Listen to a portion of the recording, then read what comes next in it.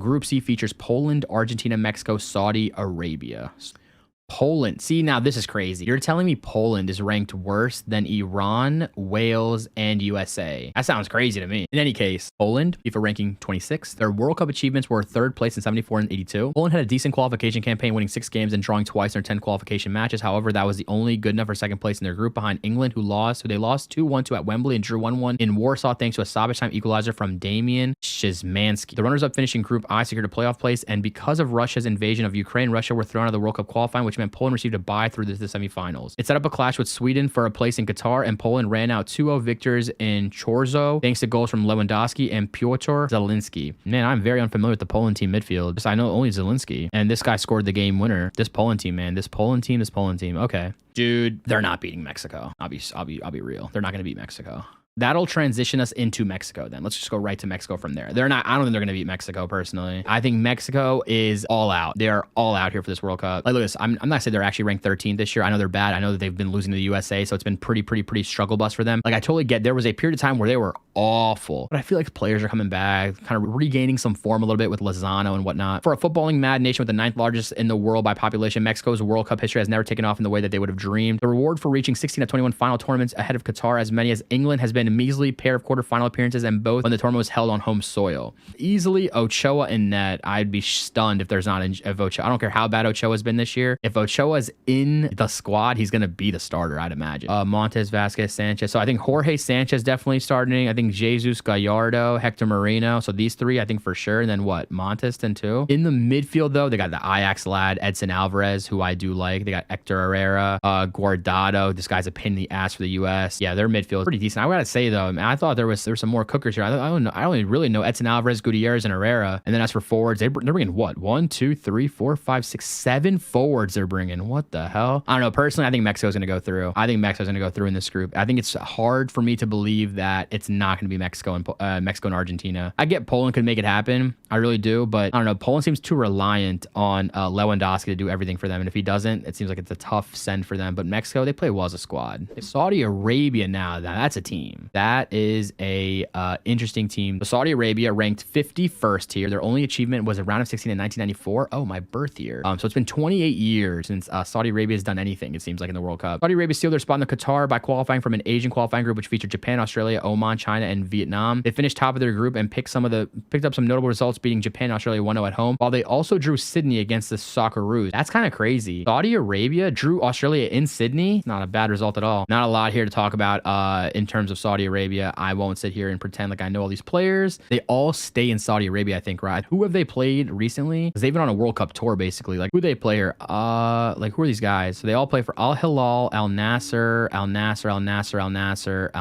Shabab. Yeah, I mean, there's gonna be nothing we know. It's literally the Saudi Arabian league. So we have Argentina here, FIFA ranking 3rd. The World Cup achievements, they won in 78, 86, runners up in 30, 90, 2014, and quarterfinals in 1966, 1998, 2006, 2010. They are a, how should we say, cracked country when it comes to football. Argentina comes in the World Cup in the best form of any team at the tournament. Lionel Scaloni's side are unbeaten in 35 games. Our run that dates back to 2019. If they can avoid defeat in the group stage in Qatar, they will set a new record for international men's football. Of course, the ambition is to go rather further than that. Eliminated in the round of 16 by eventual winners France in 2018, Lionel Messi and the rest will be targeting the country's 6th World Cup final and a first win since Diego Maradona captained the team to victory in Mexico in 1986. I don't think I've heard anyone say that they don't think Argentina is going to go far this year. Dude, the midfield is just fucking, oh god, you could drool looking at the midfield. You got Ezequiel Palacios, Alejandro Gomez, Guido Rodriguez, Alexis McAllister, Enzo Fernandez, Angel Di Maria, Rodrigo de Paul, and Leandro Paredes. As for forwards, I mean, it's probably going to be what? Messi, Martinez, and Correa. I don't see how they don't get it done after looking at their squad like that. I've been waiting to find out why everyone's on Argentina like crazy. I mean, I see it now. Poland to be eliminated in group stage at -125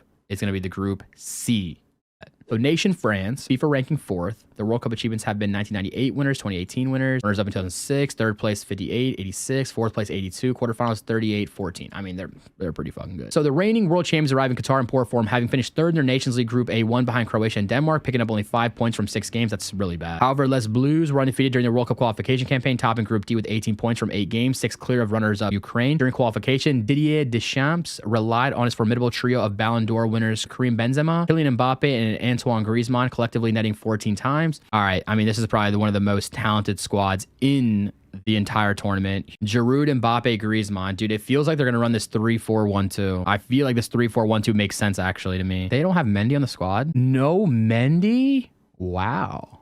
No Mendy. They're like the one team I don't want to back for sure, for real. Like, I really don't want to back France, I feel like. Denmark. Ranking 10th. That seems pretty accurate to me, actually. Denmark breezed through qualification for Qatar 2022, winning 9 of their 10 matches, losing just 1. And even that was their final dead rubber clash against second place Scotland. Kasper Schulman's side scored 30 goals in the process, including a 5-0 and 8-0 home romps over Israel and Moldova, respectively, as well as a 4-0 win in Austria, while also conceding only 3 times along the way. The Denmark squad I'm a little more familiar with just because I was following them in the Euros. I like this team, though. There's a lot of class on this team, right? From keeper to defense, midfield, attack. Like, you have solid players in every single respect here. So I mean, I think Denmark's gonna go through.